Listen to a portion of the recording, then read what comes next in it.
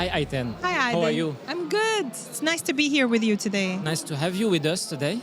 I wanted to sit with you to discuss about your new show. Technically, it's a show you are relaunching. So we would like to hear more about the show, but we also would like to know who you are and how you came up with that concept. And then we want to understand your audience. Who are those women? Why they like this content? And then we can talk briefly about brand safety. So please tell us who you are.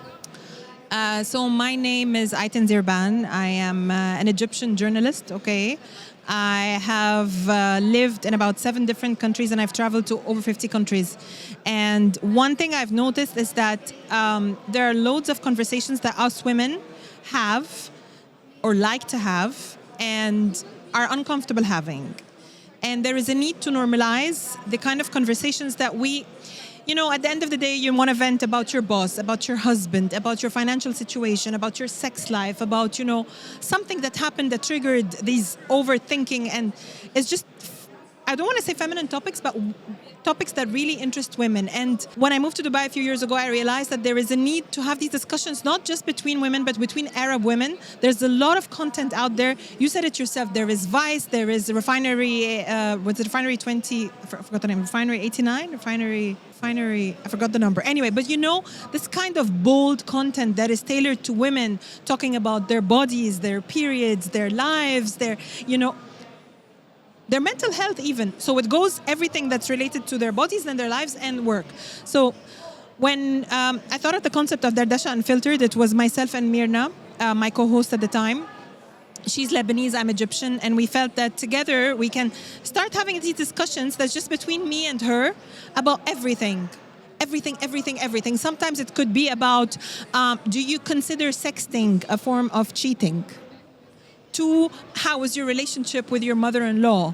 To what is it like when you got your first period back when we had to go and buy, the pads from the supermarket and they would give it to us in a black bag because it's such a taboo for women in the Middle East to grow up having, God forbid, a period. You know what I mean? So all of these things that shaped how you are and how we are now in this day and age. We launched about 3-4 years ago, and I think we launched at a good moment because we felt so much love from women who are finally happy that there are people out there who are talking like them. It was real, it was raw, it was unfiltered, it was authentic, and it was us talking about real life struggles. One of the episodes was about me breaking down and talking about how I went from someone who would be on a flight every day, traveling with low-cost airlines, going anywhere I want to go to overnight, developing this anxiety from flying and canceling flights. I swear to you, Adel, I would cancel flights just because I don't want to put myself in a situation where I'm uncomfortable. I developed fear of flying, and I didn't know that it was hormonal. Turns out I had to go and check my hormones. I had to take some antidepressants. I had to take some, anti-anxiety medications. And I want to tell women out there that if you go through a phase, a turbulent hormonal phase or mental phase, you're not alone. So I feel like this is what made Dardasha Unfiltered, a success. Now, we have about 60 episodes, and then we had to take a pause because there were some restructuring, with the company, with the production company that I was working with, and then most recently, as you know, I bought my IP back. Congratulations! Thank you, and I'm so happy to be working with you guys at Next Broadcast Media, and I think it's the perfect moment to give my podcast a facelift, rebrand, redirect, and come back bolder and bigger. Now, unfortunately, my co-host is no longer with me because she honestly told me that one of the reasons she loved doing it is because we got to spill the tea, just her and I.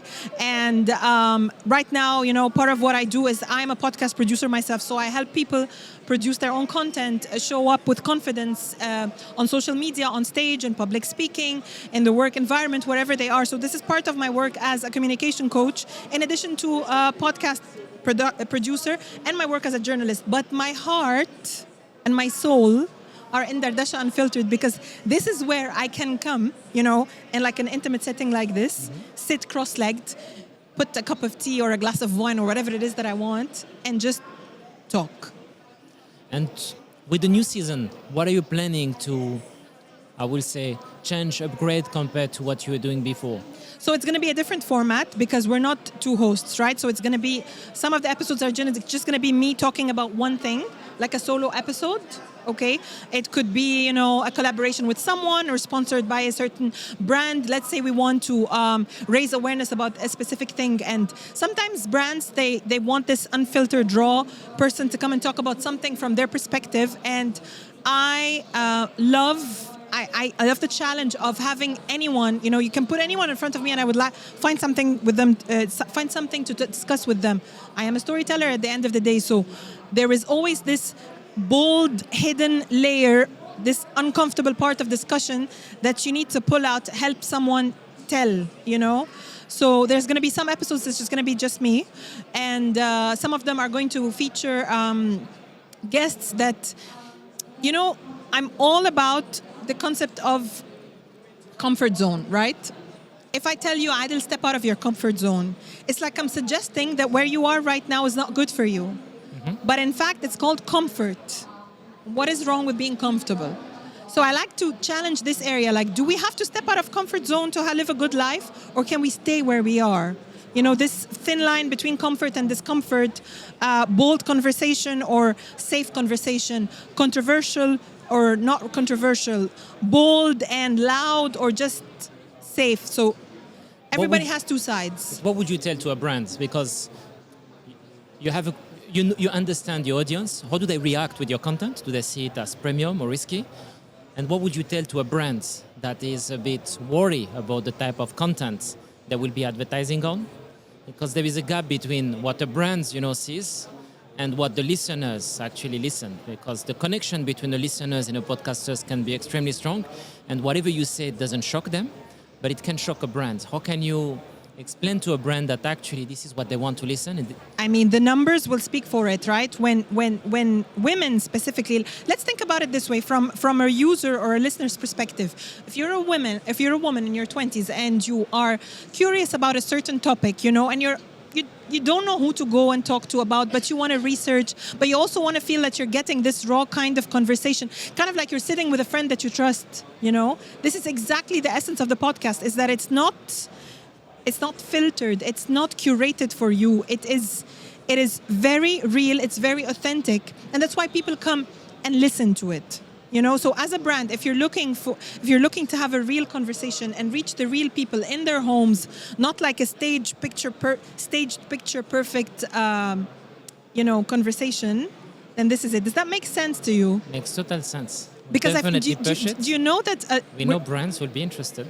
You know that we get a lot of Saudi women listening to our podcast. This is how ready they are to listen to these kind of conversations. They want to be provoked. They want to think outside the box. So we just need to convince the brands now that they should be there. Yeah. And this is our role. When can we expect the first episode? That's a good question. We'll support you to make it happen faster. I want to say sometime this summer, but I think realistically it should be within September, because summer is a dead season. But I also, I don't like to just jump back in and just. I'm taking the time to research, to prepare, to come back with interesting topics that are different, that people want to hear about. Real life issues, real life struggles. Unfiltered, of course, not just with female guests, but with male guests as well. Because I love the male perspective. I'm sure you have a lot to say. We do. We actually do. Yeah, we have an opinion. What is the first thing that comes to your mind when I tell you this is an unfiltered discussion that is about Arab women?